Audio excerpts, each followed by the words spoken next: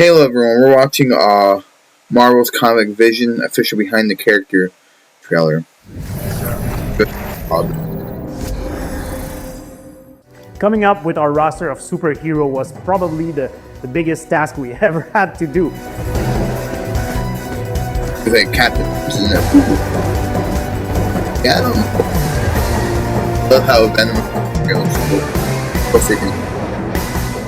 We decided to go with a good mix of iconic and well-known superheroes, but also more surprising characters. I have a personal theory that a good superhero lineup has very recognizable faces, but lesser known characters as well, because it makes you lean forward. Like, who is she? Who is he? Who's that person? Like, you want to discover new characters, and we wanted to introduce new characters to our audience.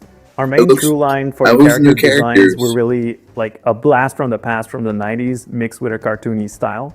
Most of our inspiration comes from the comic books, really old school comic books, and trying to find some designs in there that adapt well to pixel art, because that's what we're known for. Characters that audiences might discover with our games are Nova and Phyla-Vell.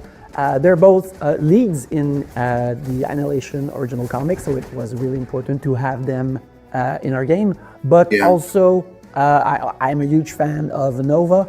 And also because we had that 90s so cool. style to game. Supercharged. I was really excited about the idea that he could have his mullet ponytail like he did in the 90s.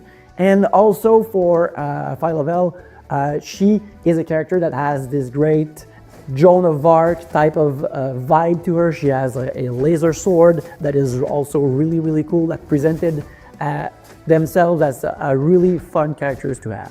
When we were searching for the deep cosmic universe, we came up also with Beta Ray Bill and Cosmic Ghost Rider, who are both incredible characters, but also super fun in terms of gameplay opportunities. On one side, you have Beta Ray Bill equipped with Stormbreaker, who he can use basically as a trap that he can throw and leave on the field for enemies to get hit and use for great combos. But also Cosmic Ghost Rider, who is just this incredibly very loud character that is full of incredible attacks, like using the cosmic machine guns or his whips to basically wreak havoc on the battlefield. It was also a great way for us to give our own twist on some of these characters, especially characters like Beta Ray Bill, who hasn't been in any games before. People might recognize him as being similar to Thor, but at the same time for us it was a chance to really define him in a way that would belong to us. And for those who are less familiar with Cosmic Ghost Rider, he is a combination of Ghost Rider and Frank Castle, aka the Punisher, combined into one amazing character. Again, if you open a comic book, like, you see these characters in different sizes, and it's part of their identity. Same thing with their powers, and it was a key part of how to present them in our game. I really love Spider-Man in our game because he's very true to himself. He's a very agile character who can web swing and reposition on the battlefield very quickly, but also use his webbings to slow down enemies and pull them with his iconic web shooters. I love Spider-Man. Spider-Man's one of my favorite characters, so is Venom. I really like Captain America. Like, he feels like he just walks off straight off the page. The shield throwing, the shield slinging. I wonder if they're gonna have Iron Man. And so precise that I can't stop doing it. And also what is great is that you can combine both characters and have the strengths of Captain America, being able to hold the defensive line while calling in Spider-Man to basically do a web swinging kick and wipe out a whole lane of the arena. Some of my favorites include She-Hulk and Rocket Raccoon. She-Hulk because she's just a massive character that can throw characters around, throw enemies around, and chain some insane combos. And Rocket Raccoon because he's an agent of chaos. Every time you throw a grenade, it's randomized, so you don't know what you're going to get. He's really quick. He can do really jump attacks that can combo easily between different enemies. So both of them really have something a bit more unique than I like. I really like Iron Man to play as well. Like, a flying character is very different from a grounded character, and his repulsor blast also allows you to engage the enemy from afar, and that does pretty good as well. And on the other hand, you have Wolverine, who is the ultimate melee character who can use his claws to plow through masses of enemies, but Yep, they also have Iron Man, pounce yep. and perform Wolverine, yeah. lethal grabs, and really have this amazing hand-to-hand combat experience. I think Phoenix is really great as well. She's well-rounded. She has flight ability. She can grab people with her telekinetic grabs.